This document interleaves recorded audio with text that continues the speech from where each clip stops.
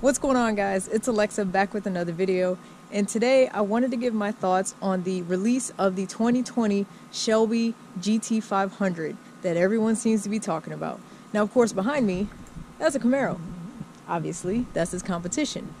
Here in front of me is my 2011 Jeep Wrangler. That's Mopar.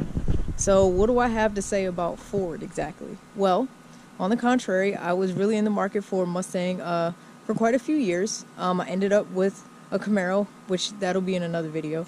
Anyway, I kind of wanted to give my thoughts on what I think about it, and as far as what it looks like, the appearances, the little bit of specs that they released. So I'm going to go ahead, sit inside the Camaro, and kind of delve into my thoughts. But before I do that, I needed to warm up because it's in the 30s right now. So I haven't started this Camaro in, I don't know, maybe 4 days or so. So let's see what we got. Not bad.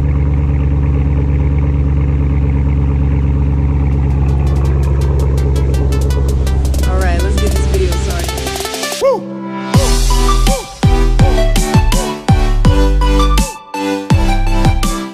Alright guys, so far I've been looking at quite a few videos of the release of the 2020 Shelby GT500, and to put it in a very general aspect, I'm pretty impressed. There are some people that have their discrepancies. Some people were a little more wanting during the reveal at the Detroit Auto Show. I've been watching Staying Mode and all of his live streams, some of his videos that he's posted up. He has a lot of good information, so if you guys need more information after this video, you can definitely check out his channel if you already don't know who he is, but I'm pretty sure you do. Tunnel Chaser was there with him as well. Even Street Speed posted a video about it. I know a few other people have talked about it already, but I kind of wanted to add my thoughts on it only because I know I'm in a Camaro SS right now, but before I got this Camaro, I was really in the market for a Mustang. And I was in the market for a Mustang for a couple of years.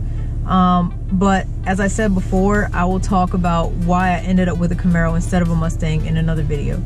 But I was really impressed with the GT500. I didn't know much about Shelby's. I knew that this was going to be a high horsepower car because, of course, they're competing with the Corvette ZR1. They're competing with the Hellcat Red Eye, the Demon, the Camaro ZL1, you know. So far, I have a few of the specs that Ford has released to us. So I'll go ahead and read off some of those for you. So Ford is claiming that this 2020 Shelby GT500 is going to be the most powerful street legal Ford in history. So I'm like, all right, so this is the progression of the car world, that everything is getting faster, more racetrack ready and everything. So I'm not too surprised by that. It is going to be a supercharged 5.7 liter V8 engine, so that's cool. It does have a supercharger on it, and it is going to have over 700 horsepower. They didn't say a number, they just said over 700. Some people are guessing, oh, it might be mid-7, it might be 720-ish, it might be 740-ish, might be low 7s, they don't know.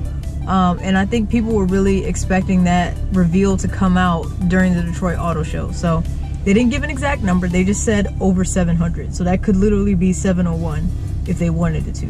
In the quarter mile, it should be running below 11 seconds.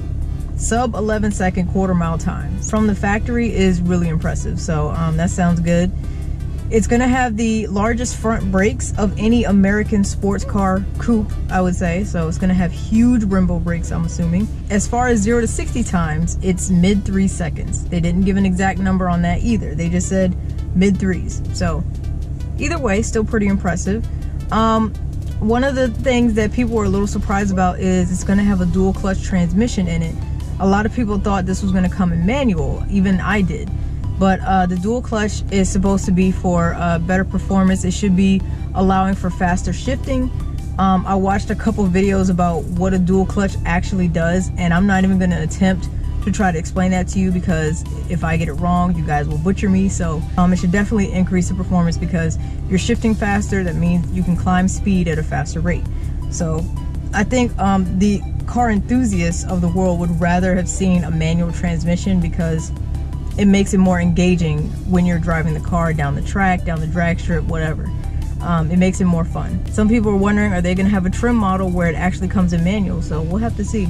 I think that would be a good idea for those enthusiasts. This car, as far as weight, is gonna be around 3,900 pounds. So it's gonna be a little bit heavier than the GT350 that they had. So some people were hoping that it would be a little bit lighter, so that way it's more nimble around the track.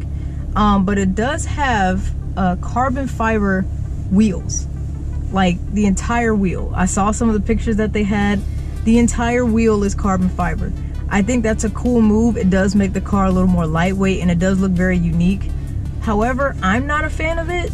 Like, yes, it's cool, carbon fiber is cool, but to me on the wheel, it looked too busy. So I personally wasn't a fan of it, but I see why they did it. And of course they have carbon fiber accents along the front, the spoiler, the diffuser, the side skirts, all of that. You know, they had carbon fiber accents everywhere else as well.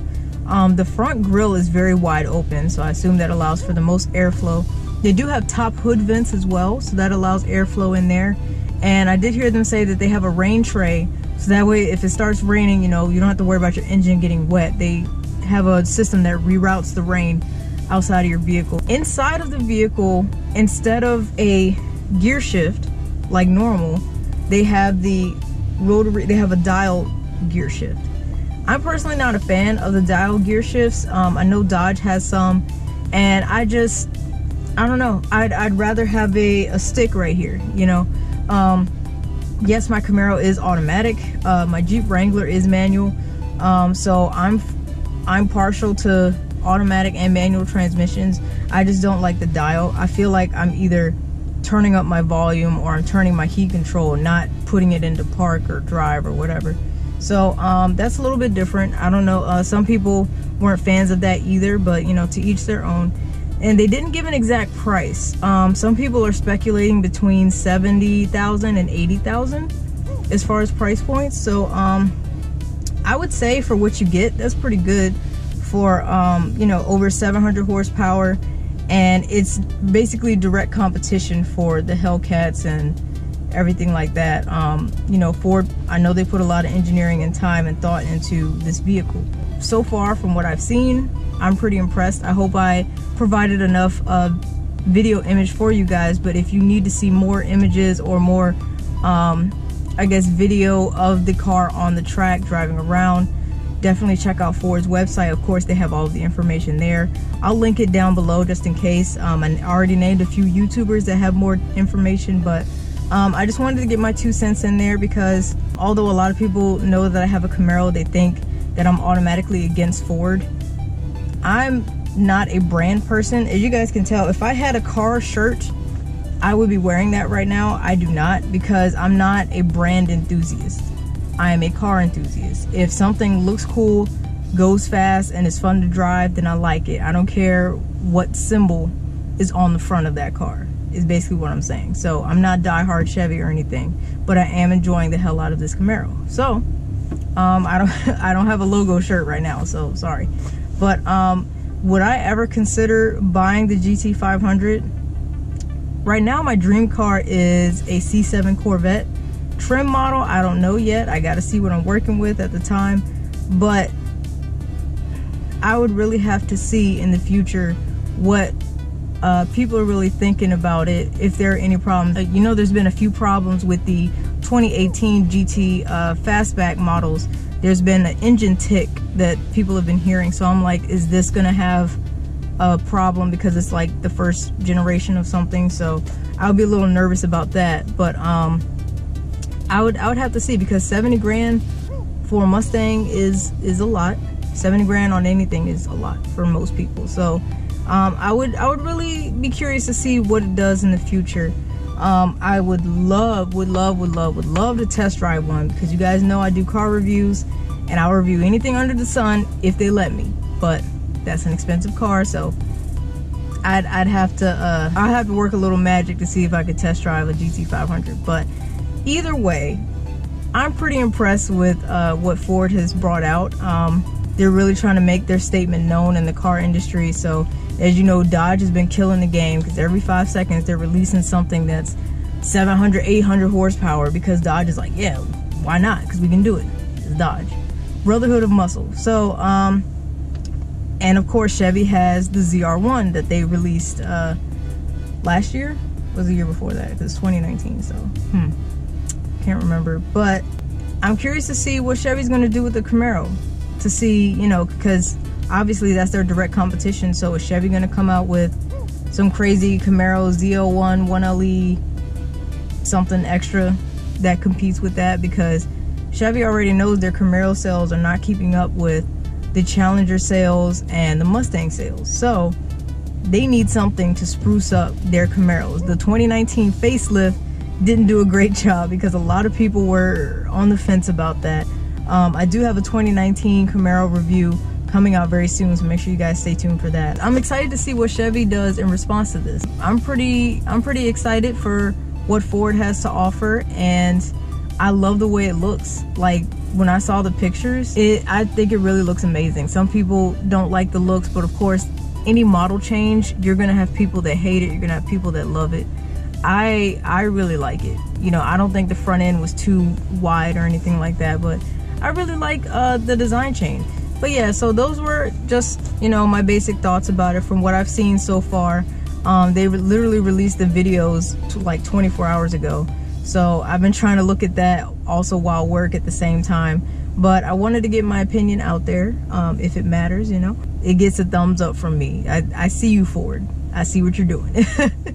But anyway, yeah, that was just my opinion on the 2020 GT500. And I'm curious to see when it comes out. I would love to see it in person. I cannot wait, because those pictures are already amazing. Please stay tuned, because I'm going to be doing another Q&A video on my channel very soon. I'm approaching 100 videos posted on YouTube, so I kind of want to do like an official Q&A. I did one back when I had like 300 subscribers or something. So if you want to participate in this Q&A that I have coming up, make sure you follow me on Instagram, and I'll probably post a picture and say, all right, it's Q&A time. So that way you guys can leave your comments under that picture, and you can ask me something and I'll answer it in the video if it's appropriate, if it pertains to my channel, and I'll try to answer it. So just make sure you stay tuned for that. I do post twice a week, so there's always something cool for you to watch. I mostly do car reviews, but seeing as how it's the winter, the weather is really trashy. It's constantly cold outside, so it makes it really, really hard for us car enthusiasts to make content during the winter months. So please bear with us. I hope you enjoyed this style of video. As you guys can see, it's getting dark and it's only 5 something, barely. So, but yeah, I appreciate you guys for watching. Thank you so much. If this is your first time coming to my channel, please consider subscribing. As I said, there's always plenty of content for you to watch. But thank you guys again so much for watching, and I will see y'all next time. Take care.